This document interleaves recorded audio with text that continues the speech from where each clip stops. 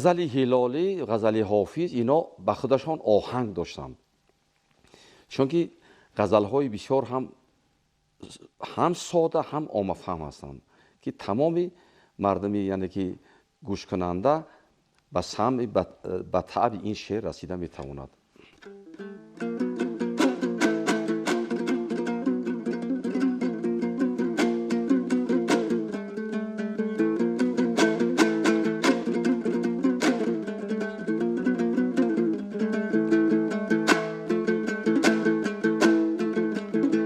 ای مردم از این علم کی نمردم برای تو، ای خاک بر سرم کی نشد خاک پای تو.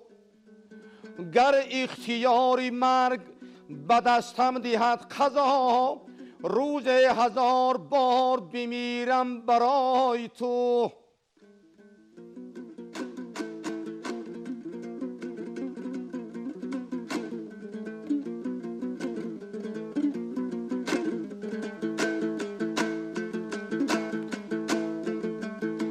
از پادشاهی همه آفاق خوشتر است، این سلطنت که گشته هلالی گدای تو.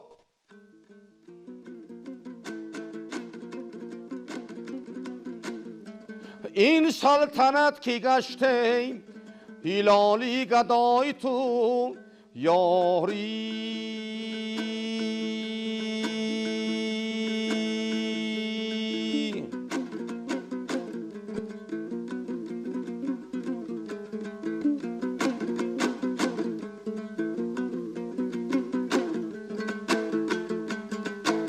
همچون این بیرحم و سنگین دل که جانان من است، کی دلی او سوزد از داغ کی بر جان من است.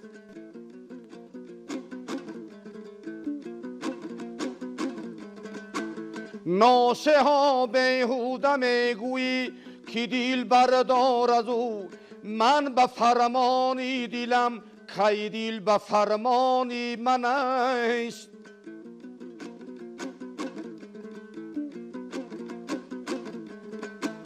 در دیلاجی در دل کوشش مفرما ای طبیب، زان که هر درده که از عشق است درمانی من است.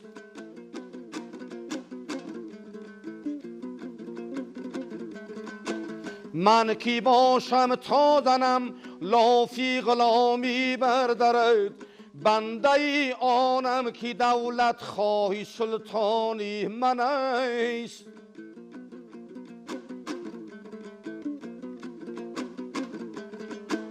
هرچی میگوید هلالی در بیانی زلفی او، حسبی حالی تیر بخت و دل پریشانی من است.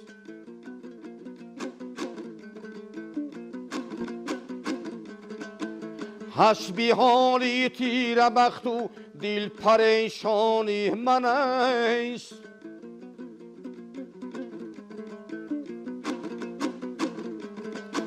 من به فرمانی دلم کی دل به فرمانی من است. یاری